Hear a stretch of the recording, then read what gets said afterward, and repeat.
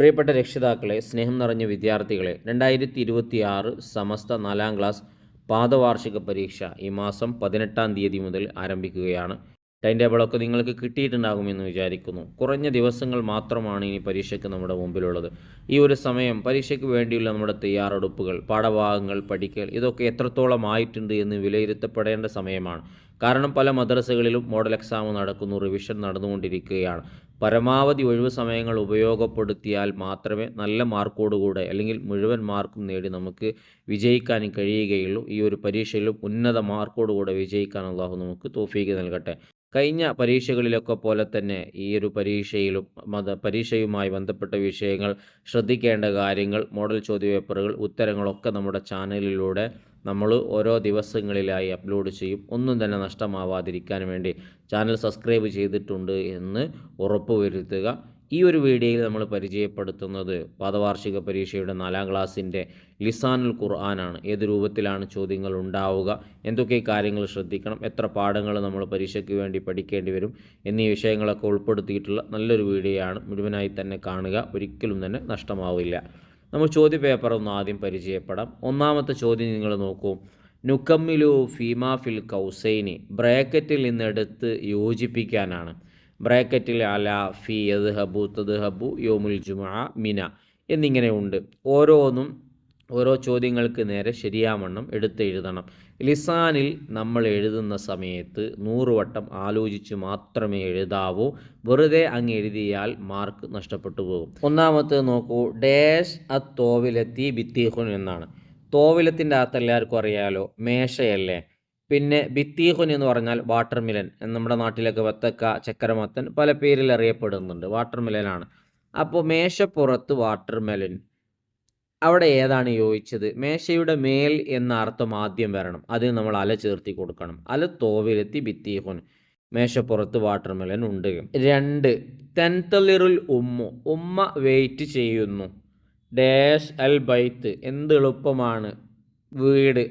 അപ്പോൾ വീട്ടിൽ എന്നുള്ള ആശയത്തിലേക്ക് വരണമെങ്കിൽ ഫീ കൊടുത്താൽ മതി. തെൻതലിറുൽ ഉമ്മു, ഉമ്മ കാത്തിരിക്കുന്നു. ഫിൽ ബൈത്ത്, വീട്ടിൽ. വളരെ എളുപ്പമാണ്. ഇനി അൽ ഉസ്താദു, ഉസ്താദ് ഡാഷ് ഇലൽ മദ്രസത്തെ, മദ്രസയിലേക്ക്.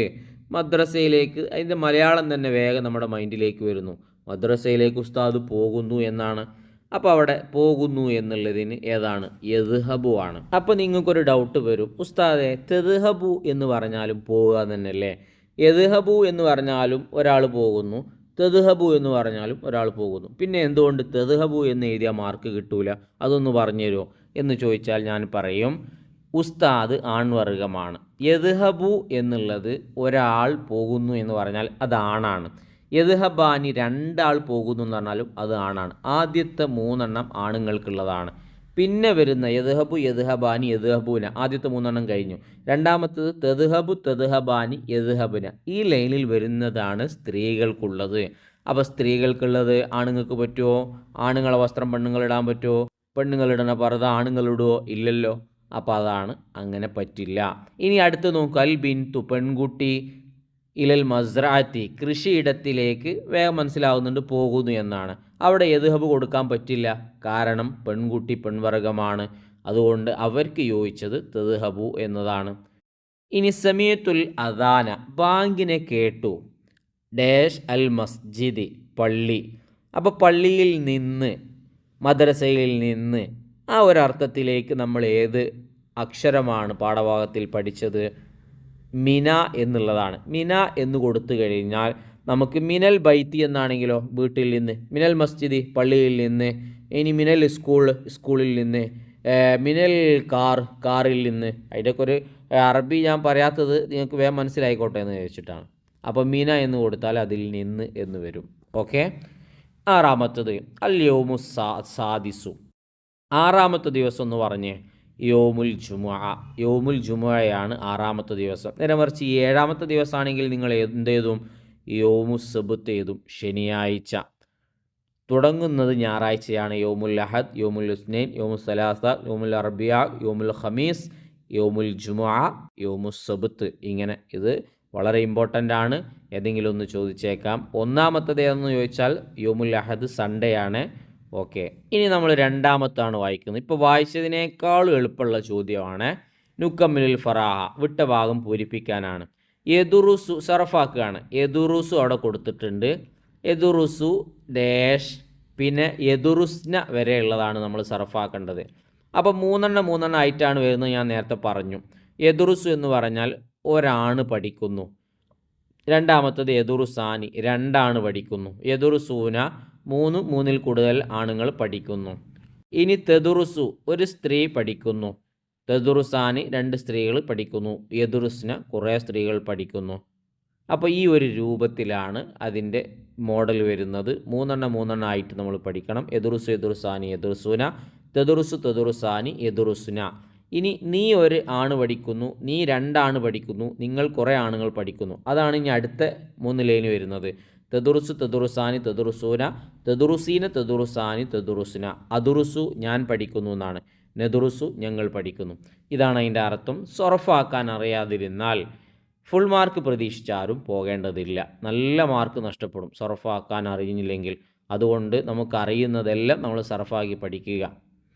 മുഹറം, അടുത്തത് സഫറാണ്. റബിയുൽ അവൽ, റബിയുൽ ആഖിർ, ജുമാദുൽ ഊല, ജുമാദുൽ ഉഖ്റ, റജബ്, ഷഅബാൻ, റമദാൻ, ഷവ്വാൽ, ദുൽഖഅദ്, ദുൽഹിജ്ജ. ഇതറിയാത്തവരായി ആരും ഉണ്ടാവില്ല എന്ന് വിചാരിക്കുന്നു. അറിയാത്തവരുണ്ടെങ്കിൽ പഠിച്ചു വെക്കുക. പ്രത്യേകം എഴുതുന്നതുകൂടെ നോട്ട് ചെയ്യണം. ഇത് ഏതെങ്കിലും ഒരു രൂപത്തിൽ ഉറപ്പായിട്ടും ചോദിക്കും. ഇനി നമുക്ക് വായിക്കാനുള്ളത് നെക്തുബുൽ ജം അലിമ എഴുത്തി. താഴെ കൊടുത്തിരിക്കുന്നതിനിക്ക് ബഹുവചനം എഴുതാനാണ്. ചിലപ്പോൾ ബഹുവചനം ചോദിച്ച് ഏകവചനം എഴുതാനും ചിലപ്പോൾ ഏകവചനത്തിൻ്റെ ബഹുവചനം എഴുതാനും ഉണ്ടാകും. നമ്മുടെ പാഠഭാഗങ്ങളിൻ്റെ അവസാനത്തിൽ നിങ്ങൾക്ക് 1, 2, 3 ഒക്കെ ബഹുവചനവും ഏകവചനവും പരിചയപ്പെടുത്തുന്നത് കാണാൻ കഴിയും. ആ ഒരു ചോദ്യം പലപ്പോഴും പരീക്ഷയ്ക്ക് കാണാറുണ്ട്, ശ്രദ്ധിക്കുക. ഒന്നാമത്തത് ഹയവാനുൻ. ഹയവാൻ എന്ന് പറഞ്ഞാൽ ഒരു മൃഗം എന്നാണ്. ഇനി നമുക്കതിൻ്റെ ബഹുവചനമായ കുറേ മൃഗങ്ങളുണ്ട്. അപ്പോൾ നമ്മൾ ഹയവാൻ എന്ന് പറഞ്ഞാൽ പറ്റുമോ? ഇല്ലല്ലോ. അവിടെ നമ്മൾ ഹയവാനാത്തുൻ എന്ന് പറയണം. അപ്പോൾ കുറേ മൃഗങ്ങളായി. ഷജറത്തുൻ എന്ന് പറഞ്ഞാൽ ഒരു മരമാണ്. തോന മരം ഉണ്ടാവുമ്പോൾ, ഒരുപാട് മരം ഉണ്ടാവുമ്പോൾ അഷ്ജാറുൻ എന്ന് പറയണം. തൊയ്റുൻ എന്ന് പറഞ്ഞാൽ ഒരു പക്ഷി. ഒരു പക്ഷിക്ക് കുറേ പക്ഷിക്ക് ഒരു പക്ഷി എന്ന് പറയാൻ പറ്റില്ലല്ലോ. കുറേ പക്ഷി ഉണ്ടെങ്കിൽ നമ്മൾ തുയൂറുൻ എന്നാണ് പറയേണ്ടത്. മൻസിൽ എന്ന് പറഞ്ഞാൽ ഒരു ഹൗസ്, ഒരു ഹോം, ഒരു വീട്. ഒരുപാട് വീടുണ്ടെങ്കിൽ എന്ത് പറയണം? മനാസിലുൻ എന്ന് പറയണം. അപ്പോൾ ശ്രദ്ധിക്കുക, ഇത് പാഠത്തിൽ വന്നതാണ്, ഇമ്പോർട്ടൻ്റ് ആണ്. ഇനിയും വളരെ എളുപ്പമുള്ള ചോദ്യങ്ങളാണ്. നാലാമത്തത് നുക്കമ്മിലുൽ ഫറാ കമാഫിൽ മിസാൽ. ഉദാഹരണത്തിലുള്ളതുപോലെ പട്ടിക നിങ്ങൾ പൂർത്തിയാക്കണം. പാദവാർഷികമായതുകൊണ്ട് കുറഞ്ഞ പാഠങ്ങളേ ഉള്ളൂ. ഫുൾ മാർക്ക് നേടാൻ ഈ ഒരു പരീക്ഷയേക്കാളും മറ്റൊരു പരീക്ഷയില്ല, മനസ്സിലാക്കി വെക്കുക. ഉദാഹരണം ആദ്യം വായിക്കുന്നത് ആദ്യത്തെ കളിയിൽ നമ്പർ 1 ഇട്ടിട്ടുണ്ട്. 1 എന്താ അറബിയിൽ പറയാം? വാഹിദുൻ. 2 ഇസ്നാനി, നമുക്കറിയുന്നതാണ്. ഇനി ഒന്നാമത്തെ എന്നാണ് നമുക്ക് കിട്ടേണ്ടത്. ഒന്നാമത്തെ ആൾ എന്ന് പറയില്ലേ, അല്ലെങ്കിൽ ഒന്നാമത്തെ കാറ്. അതിന് ഒന്നാമത്തേക്ക് എന്താ പറയുക? അൽ അവ്വലു എന്നാണ് പറയാം. 4 കൊടുത്തിട്ടുണ്ട്. അർബഅത്തുൻ, എളുപ്പമാണ്. നാലാമത്തെ അറാബിഉ. 6 നമ്പർ ഇട്ടിട്ടുണ്ട്. സിത്തത്തുൻ എന്നാണ് 6 പറയുക. ആറാമത്തേക്ക് സാദിസു. 11 നമ്പർ നമ്മൾ അവിടെ ഇട്ട് കൊടുക്കണം, കാരണം അഹദ അഷറ എന്ന് പറഞ്ഞാൽ 11 അൽ ഹാദി അഷറ എന്നാണ് 11ാമത്തെ വാക്ക്. 15 നമ്പറുണ്ട്. ഹംസത്ത അഷറ, അതാണ് 15 പറയാം. അൽ ഖാമിസു അഷറ, 15ാമത്തെ. അപ്പോൾ 15 വരെയുള്ള എണ്ണങ്ങൾ കൃത്യമായി ഓരോരുത്തർ പഠിക്കുക. അതോടൊപ്പം തന്നെ ഈ 5ാമത്തെ 10ാമത്തെ എന്നുള്ള ആ ശൈലിയും പഠിച്ചു വെക്കുക. പലപ്പോഴും 1, 2, 3 ഒക്കെ ചോദിക്കാറുണ്ട്. വന്നു കഴിഞ്ഞാൽ നല്ല മാർക്ക് സ്കോർ ചെയ്യാൻ പറ്റും. ഇനി 5ാമത്തത് വളരെ എളുപ്പമുള്ളൊരു ചോദ്യമാണ്. നെക്റൗ മിനൽ ഖുർആനി. ആയത്ത് നിങ്ങൾ ഓതി നോക്കുക. വനക്തഷിഫു മിനുഹു അൽ ഫീലൽ മുലാരി. അതിൽ നിന്ന് മുലാരിയായ ഫീലിനെ തിരഞ്ഞെടുക്കണം. വൽ ഹുറൂഫൽ ജർരി. ജറിൻ്റെ അക്ഷരങ്ങളും അഥവാ കെസർ നൽകുന്ന അക്ഷരങ്ങളും തിരഞ്ഞെടുക്കുക എന്നതാണ്. ഉദാഹരണം വായിക്കുമ്പോൾ നിങ്ങൾക്ക് മനസ്സിലാവും. വറഅയ്തന്നാസ യദ്ഖുലൂന. യദ്ഖുലൂന എന്നുള്ളത് മുലാരിയാണ്. എങ്ങനെ മനസ്സിലായി? യദ്ഖുലൂന എന്നുള്ളതിൽ യാ ഉണ്ട്. മുലാരിയായ ഫീലിനെ മനസ്സിലാക്കാൻ വളരെ എളുപ്പമാണ്. 2ാം ക്ലാസ്സിലെ കുട്ടികൾക്ക് വരെ തിരിയും. കാരണം എന്താണ്? ആ തെയ്ന എന്നുള്ളതിലെ അലിഫ്, താ, യാ, നൂന്, ഈ 4 അക്ഷരങ്ങൾ 4 അക്ഷരങ്ങളോ അതിന് കൂടുതലുള്ള ആ വാക്കിൻ്റെ മേൽ ആദ്യത്തിൽ വരികയാണെങ്കിൽ ഒരു സംശയവും വേണ്ട, അത് മുലാരിയായ ഫീൽ തന്നെ. വേഗത്തിലെടുത്ത് എഴുതാം നമുക്ക്. യദ്ഖുലൂന ഏതൊക്കെ അക്ഷരങ്ങൾ? അതൈന ഓർത്താൽ മതി. ഇനി അതൈന നിങ്ങൾക്ക് ഓർക്കാൻ കഴിയില്ലെങ്കിൽ അനിയത്തി എന്നുള്ളതിൽ അക്ഷരങ്ങൾ ഓർത്താൽ മതി. അനിയത്തി, അനിയത്തിയിലെ അക്ഷരങ്ങൾ ഓർത്താൽ മതി. യദ്ഖുലൂന എന്നുള്ളത് ഇനി നമുക്ക് ഈ പറഞ്ഞ 3 അക്ഷരങ്ങളിലേക്ക് ഒന്ന് ചേഞ്ച് ആക്കി നോക്ക്. യദ്ഖുലൂന തദ്ഖുലൂനയാണെങ്കിലും മുലാരിയായ ഫീലായിരിക്കും, അദ്ഖുലൂനയാണെങ്കിലും മുലാരിയായ ഫീലായിരിക്കും, നദ്ഖുലൂനയാണെങ്കിലും മുലാരിയായ ഫീലായിരിക്കും. അപ്പോൾ ഈ 4 അക്ഷരങ്ങൾ വെച്ചിട്ട് നമ്മൾ മുലാരിയാക്കി. അപ്പോൾ അത് മുലാരിയിൽ എഴുതണം. അടുത്തത് ഫീ ദീനില്ലാഹി. ഫീ എന്നുള്ളത് നമ്മൾ പഠിച്ചതാണ്, ജെറിൻ്റെ അക്ഷരമാണ്. അല ജെറിൻ്റെ അക്ഷരമാണ്. എന്താണ് കെസറിൻ്റെ അക്ഷരം എന്ന് പറയുന്നത്? ജെർ എന്ന് പറഞ്ഞാൽ അതിന് കെസർ എന്നാണ് അതിൻ്റെ അർത്ഥം. അപ്പോൾ കെസറിൻ്റെ അക്ഷരം എന്ന് എന്തുകൊണ്ടാണ് പറയുന്നത്? ഒരു വാക്കിൻ്റെ മുമ്പ് ഈ അക്ഷരം വന്നാൽ, ഈ അക്ഷരം എന്ന് പറഞ്ഞാൽ ഫീ അതിൽപ്പെട്ടതാണ്, അല അതിൽപ്പെട്ടതാണ്, അന്ന് അതിൽപ്പെട്ടതാണ്. അത് വന്നു കഴിഞ്ഞാൽ ആ വാക്കിന് പിന്നെ കെസറേ ചെയ്യാൻ പറ്റൂ. കെസറല്ലാത്ത നിങ്ങൾ കൊടുത്താൽ നിങ്ങൾ പൊട്ടന്മാരാണ്. കാരണം കെസർ ചെയ്യുന്ന അക്ഷരം അതിന് മുമ്പ് കൊടുത്തിട്ട് പിന്നെ കെസർ ചെയ്യാണ്ടിരിക്കാൻ പറ്റുമോ? ഫീ ദീന എന്ന് പറയാൻ പറ്റുമോ? പറ്റില്ല. ദീനു എന്ന് പറയാൻ പറ്റുമോ? പറ്റില്ല. ദീനി തന്നെ പറയണം. കാരണം അത് കെസറിൻ്റെ അക്ഷരമാണ്. അതാണ് ജെറിൻ്റെ അക്ഷരം എന്നുകൊണ്ട് ഉദ്ദേശിക്കുന്നത്. അത് നമ്മളെ പാഠത്തിൽ കുറഞ്ഞതേ പഠിച്ചിട്ടുള്ളൂ. അത് ഇവിടെ കൊടുത്തിട്ടുണ്ട്, മനസ്സിലാക്കി വെക്കുക. ഫീ ദീനില്ലാഹി. അപ്പോൾ ഫീ എന്നുള്ളത് ജെറിൻ്റെ അക്ഷരം. ഇനി അനിൻ നബഇ, അനിയും അതിൽപ്പെട്ടതാണ്.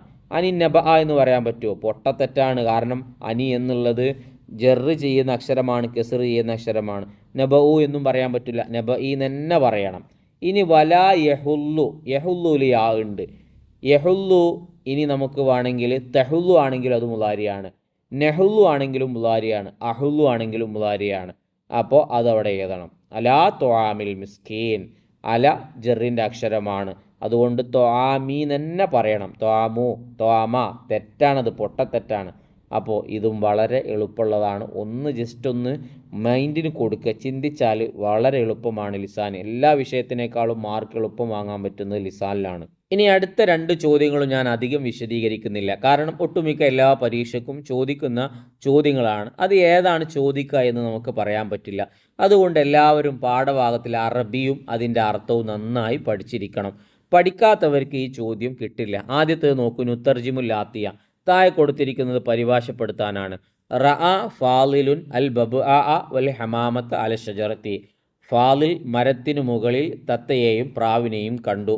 ഇനി ഒന്നും തന്നെ നിങ്ങൾക്ക് കിട്ടുന്നില്ലെങ്കിൽ ഒന്നിങ്ങനെ നോക്കുക. നോക്കുന്ന സമയത്ത് അല ഷജറത്തി, അത് മരത്തിൻ്റെ മേൽ, അത് എല്ലാവർക്കും അറിയാലോ. പിന്നെ ബബ് തത്തയാണ് എന്ന് ഞാൻ എവിടെയോ പഠിച്ചിട്ടുണ്ട്. അപ്പോൾ നിങ്ങൾക്ക് ആ സെൻറ്റൻസ് ഓർമ്മ വന്നു. ഫാലിൽ മരത്തിന് മുകളിൽ തത്തയെയും പ്രാവിനെയും കണ്ടു. അങ്ങനെയാണ് ലിസാനിൽ അധികം അറബി അറിയാത്ത ആളുകൾ ഇതുപോലത്തെ ചോദ്യത്തിന് ഉത്തരം എഴുതുന്നത്. ഹാമിദുൻ യുഹിബു സിറാഅത്ത. ഹാമിദ് കൃഷി ഇഷ്ടപ്പെടുന്നു. ഇനി നുവരിബു അറബിയാക്കാനാണ്. സിംഹം കൂട്ടിലാണ്. സിംഹത്തിന് നിങ്ങൾക്കറിയാമെങ്കിൽ അതെങ്കിലും എഴുതി കൊടുത്ത 1/2 മാർക്കെങ്കിലോ അല്ലെങ്കിൽ 1 മാർക്ക് കിട്ടും. അൽ അസദു ഫിൽ കഫസി. കഫസ് എന്ന് പറഞ്ഞാൽ കൂട്. സിനാന് വീട്ടിലേക്ക് പോയി. വളരെ എളുപ്പമാണ്. ദഹബ സിനാനുൻ ഇലൽ ബൈത്ത്. ഈ പറഞ്ഞ കാര്യങ്ങളെല്ലാം ശ്രദ്ധിച്ച് നന്നായി പഠിക്കുക. 3 പാഠങ്ങൾ, കുറഞ്ഞ പാഠങ്ങളേ ഉള്ളൂ. പഠിച്ചു കഴിഞ്ഞാൽ ഉറപ്പായും നമുക്ക് ഫുൾ മാർക്ക് നേടാൻ കഴിയും. ഇനിയും ലിസാൻ്റെയും മറ്റു വിഷയങ്ങളൊക്കെ വീഡിയോകൾ നമുക്ക് ചെയ്യണം.